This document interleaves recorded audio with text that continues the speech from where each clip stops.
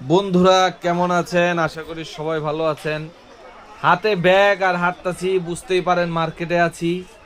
আমি আছি কলকাতার নিউ মার্কেটে। অনেক ভ্রমণ পিপাসু বাংলাদেশ থেকে এখানে আসে। আর এই জায়গাটা বাংলা পাড়া নামেই পরিচিত, বিশেষ করে বাংলাদেশিদের জন্য। তো মার্কেট স্ট্রিট, সারদার স্ট্রিট, এগুলো তো সবাই থাকে, কারণ এখানে মার্কেটটা সামনে থাকে। এখন ভিসা টিসা বন্ধ, তার জন্য বাঙালি নাই বলতেই একবারে ফাঁকা দেখতে পারেন এখানে। আসলে এই মার্কেটে ঘোরার মজাটা হলো কি জানেন, এখানে স্ট্রিট ফুড, অনেক সুন্দর সুন্দর খাবার পাওয়া যায়। কাপড় চোপড় তো আছেই। আসলে ভিন দেশে গেলে অন্যরকম কাপড় সব কিছু দেখা যায়, সেগুলা ভালো লাগে। তো আমি আসলে ঘুরতেছি, ভাবলাম যে একটু ভিডিও টিডিও করি পুরাটা। যারা এখানে আসছেন অবশ্যই এই জায়গা সম্বন্ধে আপনারা আরও ভালোই জানেন। এখানে প্রচুর মানুষই ঘুরতে আসে, আমি প্রায়ই আসি, এখনও আসছি। তো বৃষ্টি বৃষ্টি ভাব ছিল, এখন বৃষ্টি নেই। তারপরও হয়তো কিছুটা বৃষ্টি পড়েছে, কিন্তু মার্কেটে লোকজন নাই। এখানে স্থানীয় যে লোকজন আছে সেটার পাশাপাশি বিশাল আকারে বাংলাদেশের মানুষজনও অনেক থাকে। আপনি এখানে অনেক কিছুই পাবেন, ব্যতিক্রম অনেক কাপড় পাবেন। দেখেন আপুরটা দাঁড়িয়ে গেছে রাস্তায়, হয়তো উনি ক্যামেরা দেখে দাঁড়াইছে। তো সামনে গেলেই, যত সামনে যাবেন, আবার হকার মার্কেট পাবেন। আপনারা এখানে খুব কম দামে হকার মার্কেট নিতে পারেন। আর পিছনেই দেখছেন যে ফুচকা, এই ফুচকা এখানে কে না খায় আসলে।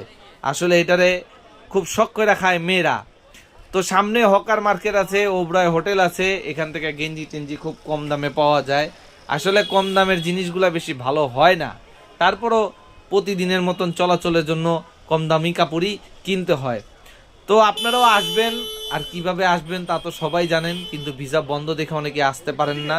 তারপরও চেষ্টা করবেন, সুন্দর সুন্দর জিনিস এখানে পাওয়া যায়। কিন্তু আমরা সবসময় আমাদের দেশের জিনিসকে প্রাধান্য দিব ভালো মতন, সেই জিনিসগুলো কেনার চেষ্টা করব।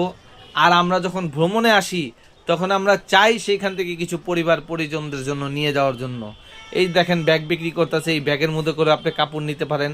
একবারে হাঁটতে হাঁটতে মেন রাস্তায় চলে আসছি, আবার হয়তো হোটেলের দিকে যাব।